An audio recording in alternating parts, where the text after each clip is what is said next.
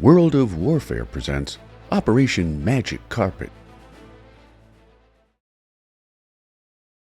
After Germany's unconditional surrender on May 7, 1945, some 3,059,000 American soldiers and sailors were stationed in the European, African, and Mediterranean theaters of operation, while an additional 5 million fought on against the belligerent Japanese in the Asian and Pacific theaters, who at last surrendered on September 2, 1945, after losing the cities of Hiroshima and Nagasaki to back-to-back nuclear detonations. Thanks to difficult lessons learned during the demobilization phase of the First World War, the planning phase for Operation Magic Carpet began soon after America's entry into World War II, when victory against Nazi and Japanese aggression was still an unknown outcome, going live in the summer of 1945 for the next 16 months, which repatriated 8 million American soldiers, sailors, German, Italian, and Japanese prisoners of war, and even foreign wives who had married American servicemen. First published in November of 1942, America's post-war repatriation agenda included detailed logistics on how to bring the nation's fighting men home, as well as long-term post-war development plans based on national resources and employment stabilization. When the Demobilization and Readjustment Report was submitted to President Franklin D. Roosevelt in early 1943, the public soon had access to the details, which included not only plans for demobilization, but concrete objectives for private enterprise, Social Security, population management, manpower, financing, fiscal policy, and even international collaboration. Focusing on an orderly and seamless readjustment and reassimilation of military personnel into American society, the report stated that the ideal objective of plans for military demobilization should restore servicemen to their homes and families and peaceful occupations. With more than 14 million uniformed Americans from all branches of service scattered across the globe, Operation Magic Carpet included many practical considerations, including the nation's continued need for a limited military presence throughout the world, the availability of transport vessels despite the Navy's ongoing fight against the Japanese, as well as the physical facilities, personnel, and logistical methods for returning servicemen and women into civilian life. As Operation Magic Carpet went live, Army Chief of Staff General George Marshall formed several committees to oversee what could only be deemed as a Herculean study in logistics, until the War Shipping Administration, or WSA, took control of most of the operations after it was established in 1942 by the FDR administration to deal with shortages in civilian maritime shipping in support of the U.S. military. Although manpower and technical resources witnessed vast contributions from every branch of service, the WSA oversaw the control of all operations, including purchasing, chartering, or requisitioning all ocean-going vessels under the flag or control of the United States. The WSA put into service a wide range of ships, from cargo carriers to troop transports to luxury ocean liners, and while the Navy, as mentioned, was still preoccupied with war, in the interim, responsibility for carrying out Operation Magic Carpet fell on the Army, Coast Guard, and Merchant Marines. Home Alive by 45 became a popular slogan back home, which sought to bring the majority of servicemen and women home by Christmas, which in the end proved to be a logistical impossibility. Converting 300 Liberty and Victory cargo ships into floating hotels, the first homebound ships left for America in late June of 1945, only to reach full capacity after Japan's surrender and the added participation of the U.S. Navy. By way of comparison, during the active years of the war in Europe, American ships ferried an average of 148,000 servicemen a month into the ETO. However, following VE Day, that number rose to an average 435,000 servicemen and women delivered stateside each and every month.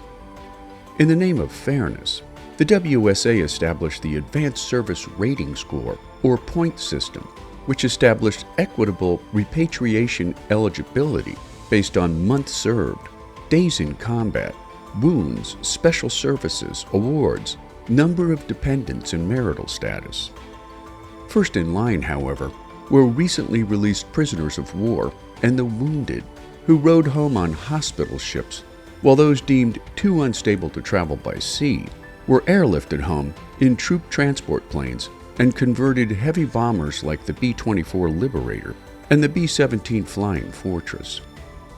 The number of servicemen returned by airlift racked up millions of flight hours by the Army Air Transport Command and the Navy's Air Transport Service, which was understandably dwarfed by the number of servicemen and women carried home by ships. Following Japan's surrender, numerous naval warships were rapidly converted into temporary transport ships, while now idle aircraft carriers offered great food, superior entertainment, and relative comfort for returning service personnel. In mid-October, the Navy donated its newly commissioned USS Lake Champlain aircraft carrier to Operation Magic Carpet, which had been fitted with over 3,000 bunks, while in November, the Navy added the battleship USS Washington, along with the flotilla of smaller warships, hospital ships, and naval assault transports, comprising an armada of well over 400 vessels that transported as little as 300 service personnel at a time to over 15,000 in the case of luxury ocean liners from Europe to port cities in America. The fleet in the Pacific Theater, on the other hand, quickly ramped up to 369 ships, including 222 assault transports, 6 battleships, 18 cruisers, 12 hospital ships, and a whopping 57 aircraft carriers.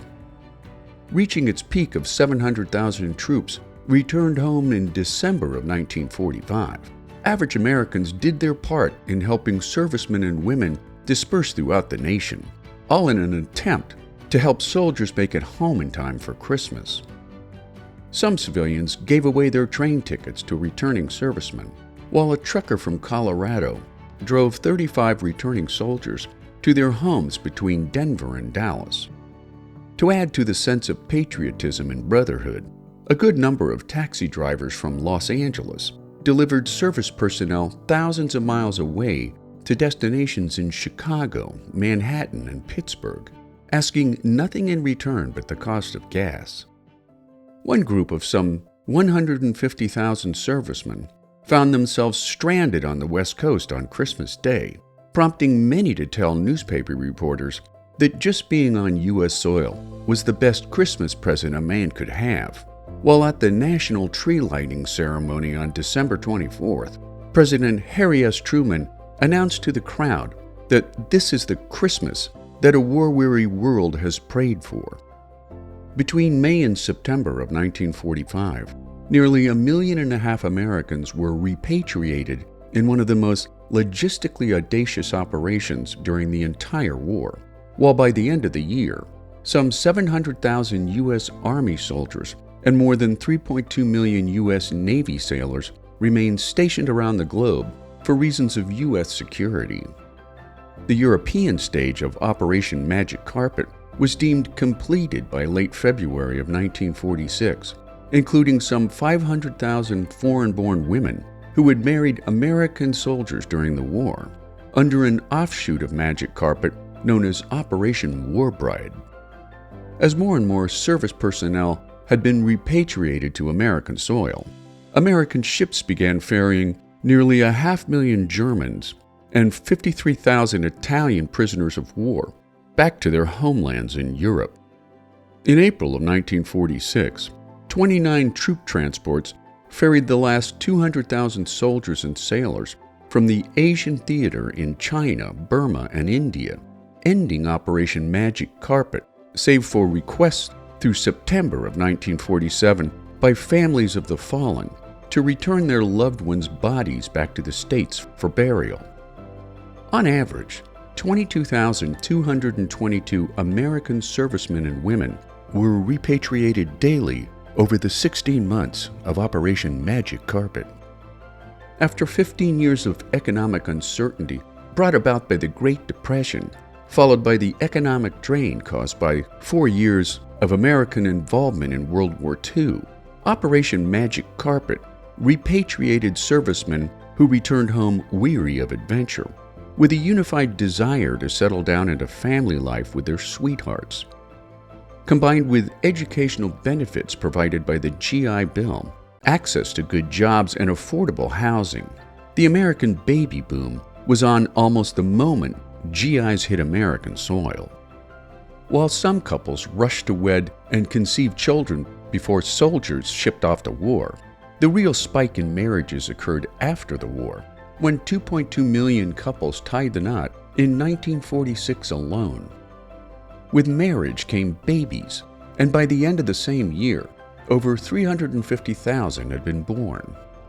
By the end of the 18-year-long baby boom period, 76.4 million lives had been added to the American landscape, constituting 40% of the population, which then stood at around 192 million people, making Operation Magic Carpet yet another major ignition point in American history.